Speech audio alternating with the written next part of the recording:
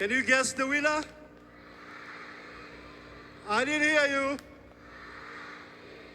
The winner is Bahati. Kitu mimi naweza promise. Na promise mbele ya world. God stai kuacha.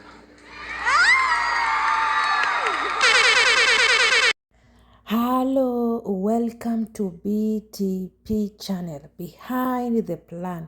Hujambo Swahiba, shikamo na kusalimu jamani, habari yako.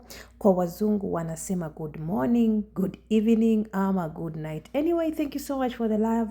Thank you so much for the support. Ni nyinyi mniekao mjini. In case it is your first time you come across this video, please consider subscribing, like, share, and wake up kengele so that kila time tuna post hot trending stories unakuwa among the first people kupokea kama bado mambo ya ngali moto. Anyway, yani jamani, hii mambo hayaishi, kila kukicha kuna kucha na mambo ya kwayo. Yani mambo ya kwayo jamani, mambo yanakuja mageni hadi nazidi kujiuliza jamani, we Mungu tustiri jamani, Mungu tustiri sisi wanao. Kuna nini jamani wapenzi? Hadi saa hizi najua ushajua ni nini nataka kuongelea. Ushajua ni nini ambayo iko mjini. Yani kuna yapi jamani ambaye nimekuandalia. Maana leo jamani, anyway.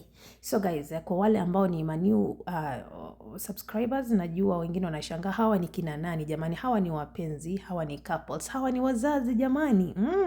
Hawa ni wazazi na wanatoka kule Kenya ambaye ni 254. Yani jamani, Kenya kuna watu ambaye sijui nitawaelezeaje jamani. Anyway guys, si kila mtu jamani, hebu tuelewane jamani, si wote. Sawa, tuanze na pale.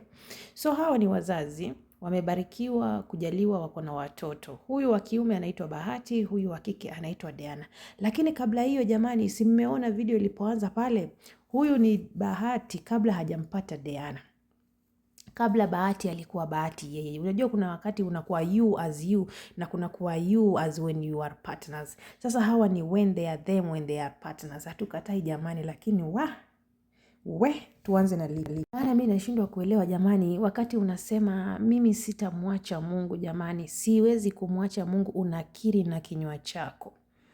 You guys, you have really understand how the industry is working. I think kufikia saa hizi jamani, utakuja kuelewa ya kwamba watu wengi sana wameishi wakifanya kiki, na watu wengi, people are just chasing after money. Watu wanatafuta pesa kwa njia zozote zile. Hatukatai jamani, lakini hao wamebarikiwa. Kama ni magari wako nayo, kama ni makampuni wako nazo, kama ni pesa wako nazo. Jamani, hizi pesa hazina mwisho. Pesa hazina mwisho jamani, na pesa huwa hazitoshi. Ndio maana walisema hata uende wapi, pesa bado itakudai tu. Maana pesa yenyewe haina kikomo. Niulize jamani, hawa wanakosa nini jamani? Hawa wanakosa nini? Hakuna chenye wanakosa, wako na kila kitu.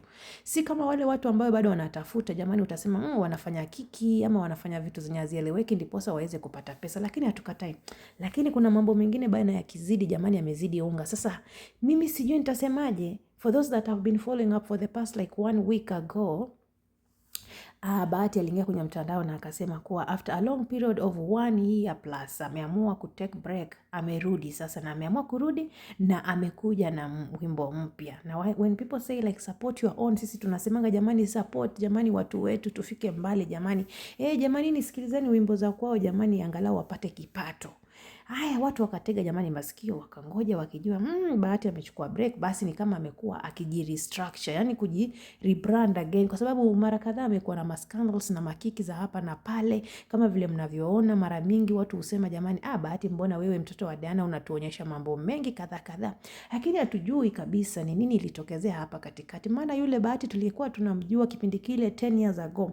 Mmekumbuka alipo win the Groove Award of the Year na akasimama kwenye umati wa watu na akalia jamani, akasema mimi mtoto wa wenyewe, mimi mtoto wako Mungu wangu, sitakuacha, yani nitakutumikia milele daima. Sasa mimi nauliza ni nini kilitokea jamani hapa katikati?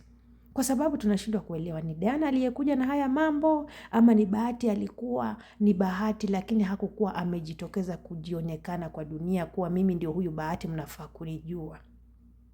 Ameishi kuimba nyimbo nyingi nzuri sana za Kikristo, ameishi kabisa, na hizo nyimbo pia zinafanya vizuri. Unajua most of the time watu huona kama nikifanya hii wimbo haifanyi kwa Kikristo, yani nikiimba gospel, afadhali nifanye secular, pengine zitatokea. Lakini kuna zile secular ambazo zina respect jamani. Kuna secular zingine jamani zina heshima. Lakini sasa mimi simjudge, lakini najaribu kuleta in this angle jamani msikilizaji. Hebu nisikilize, hawa ni wazazi, watoto wao weko kwenye mitandao, watoto wao kuna wale ambao ni teenagers wana grow up wakiona. Sasa kule shuleni mtoto wao anaambiwa mamako ametoa wimbo, babako ametoa wimbo. Mtoto akienda kuangalia jamani, siongelelei hii wimbo ya saa hizi ambaye mmeisikia jamani, inaitwa sijui Seti. Na kuambia mambo ni makubwa sana ambaye yamefanyika kule ndani kwenye hiyo wimbo. Lakini mimi sizungumzii kisa na maana nina wivu. Lakini jamani, walisema wazazi ni vioo vya jamii, ama wazazi wanaangalia, watoto wanaangalia chenye wazazi wanafanya. Niulize, in 10 years to come hawa watoto watakuja waone hizi kanda ambazo wazazi walikuwa wakifanya? Hebu niambie jamani. Hata kama ni wimbo jamani haina heshima ndani yake, kwa sababu ikifikia kiwango cha kwamba mpaka government inaongelelea basi jamani wewe. Alafu niulize jamani, hii ni fame jamani, inaitwa fame jamani, inafanya watu wanafanya mambo mengine ambayo hata yaeleweki, kwa sababu hao watu tayari washajulikana. Kama ni Diana anajulikana, juzi ametuimbia maji yamelowa yakalowana. Leo hii tunaanza kuimbia na bwanake Seti. Sasa kidogo Diana katutolea statement, akatuambia yeye hahusiki katika hii wimbo ambaye Bahati ametoa, na yeye hayuko part of it. Lakini this is a couple jamani, hii ni couple. Bwana anasupport bibi yake Kenya anafanya, na bibi pia anasupport. Sasa niulize, Bahati atafanya kitu Diana akose kumsupport na ni mume wake? Lazima amsupport. Diana kusema ati mimi nimejitenga jamani, mimi sijui jamani, lakini naona ni kama ni a way of supporting this song. Ni njia moja ya kusupport hii song. Lakini sasa pale ambapo penye inaleta uzushi ni hii. Mambo ambayo yanatendeka ama mambo ambayo mnafanya ndio ni kazi, kwa sababu anything for the living jamani. Mjini watu wanajituma jamani, watu wanajituma mjini, mimi sikatai. Lakini sasa mbona, kwa nini? Maana hiyo wimbo imeandikwa ni above 18. Maana hata uwezi weka hizo wimbo kasikiliza na watoto wako. Na kumbuka kipindi kile Dana Bahati akiwa anaimba, hadi ungeza watoto wangeimba hizo wimbo zake kanisani. Lakini saa hizi jamani tunashindwa kuelewa. Sasa akiwa kwa nyumba, hata akiambia watoto wake, baba yenu ametoa wimbo mpya, watoto akimwambia mama tuwekee hiyo wimbo, watoto wake wenyewe watasikiliza. Tuanze na pale watoto wake wakiwa wanawochi hiyo wimbo, wanaoshindwa huyu ni mama na baba wanafanya hizi vitu ama ni kina nani? Maana wanamwona baba yao wanaimba jamani, wanajua baba yao ni mwimbaji. Sasa wewe utakuwa na hali gani ya kuconvince watoto wako kuambia ati baba anako kazi, anafanya kazi, anawatafutia school fees ama anawatafutia kipato, ni kazi tu iko, lakini mtoto wako kweli ameona baba yako babake akiwa yofanya hizo vituko. Kesho hiyo mkiona watoto wanaanza kufanya haya mambo mjini, mnaanza kusema ati we don't know, community imeharibika. Na ni nyinyi wenyewe jamani mnaharibu watoto. Nyinyi wenyewe mnaharibu jamani watoto wenyu. Hata kama tutawalelea, lakini jamani wazazi ni kioo cha jamii. Music jamani ni kioo cha jamii. Mambo ambayo unaimba pale kwenye music watoto wanaona, namna unavyojidress watoto wanaona jamani. Sasa mimi niulize jamani, ni kitu gani ambacho Bahati yeye amekaa hivi akafikiria after mwaka mzima break? Maana watu wameshindwa kuelewa jamani, wanasema hii break basi hata ni heri angerudi aendeleze hii break yake, azidi kubaki kwenye break, kwa sababu mimi sioni, watu hawaoni jamani. Mambo gani haya jamani hawa watu wametuletea mjini jamani? Ukiangalia Diana ndio huyo anaimba vitu zake pia, lakini yake ni angalau kidogo ni kwa sababu alikuwa na ufahamu kidogo, akaona like haifai aimbe vitu vibaya kabisa. Lakini baba amesema mimi nitaimba vile nataka. Yule Vixen sasa ambaye amekuwa kwenye hiyo wimbo ndiye ameharibu, ama sijui ndio inafaa iwe hivyo. Wewe niambie jamani, nieleze Mswahiba jamani, wapenzi niambieni, hizi wimbo zitasikizwa na nani miaka 10 ijayo? Maana ile wimbo yenye ilifanya Bahati akaimba akapata Groove Award hadi saa hizi tunaijua mama, wimbo yenye aliimba ya mama. Sasa hizi jamani zitasikizwa na kina nani tena miaka 10 ijayo? Ama ni kina nani jamani watakao wakisikiliza wimbo kama hizi zenye watu wamevaa ni kama wako uchi jamani. Anyway, alafu tuseme kukaa uchi ndio kufanya wimbo inakuwa market, ama kuimba vitu visivyoeleweka ndio wimbo inakuwa trending. Sababu tukiangalia saizi wimbo iko 800 plus, inaelekea 900, karibu inafika milioni.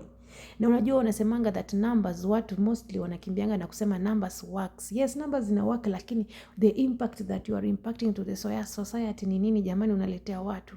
Kwa sababu nashindwa kabisa, mimi sielewi. Na watu wameishi wakireact wakasema jamani, hawa wazazi wako na mambo. Yaani hawa ni wazazi wako na mambo. Wako na watoto wa kike, wako na watoto wa kiume. Umekaa kidogo hivi, mtoto wako anakuambia mama niwekee wimbo ya Bahati, wimbo ya hiyo seti inatokezea, mtoto anaweka. Maana hizi manyumba jamani ziko na watoto wanajua kuoperate TV, watoto wanaingia wana watch venye wana watch, mtoto ndio huyo kidogo anafika ana watch vitu kama hizo. Kesho hii mtana barabarani unamwambia huyo ndio Bahati. Sasa yule mtoto atakuwa na heshima gani? Hizi kanisa ambazo watu wanaenda jamani, hata wale mimi nashindwa kuelewa jamani. Anyway, sijui ni kondeshwe na yangu jamani, maana mimi nashindwa kuelewa jamani wapenzi. Lakini mimi sijui jamani, ni music imeanza kupoteza ladha yake, ama ni watu wameanza kupoteza ladha ya music. Maana mkisema gospel ni mbaya, gospel si mbaya, gospel ni nzuri.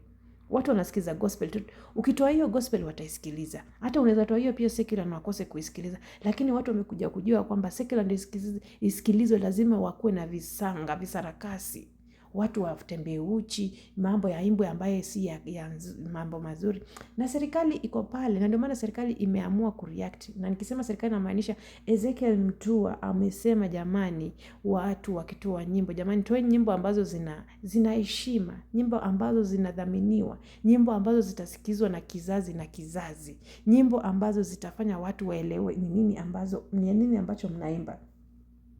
Ukiambia watu music pays, watu wanashindwa kuelewa. Ni vile ulivovaa uchi ndio music ina pay, ama mtu atasema mimi nimeimba nikiwa nimevaa vizuri, music yangu haijapay. Inabidi ndio uimbe music pay, lazima uwe umevalia vitu ambazo havionekani, yani vitu tofauti, mavazi ambayo ni ya kutishatisha, alafu umeenda umetafuta vixen mwingine pale yuko uchi, kazi ni kutingiza ninio huko nyuma, basi akiwa ni kama yuko uchi kwa sababu amefunika tu hapa mbele peke yake.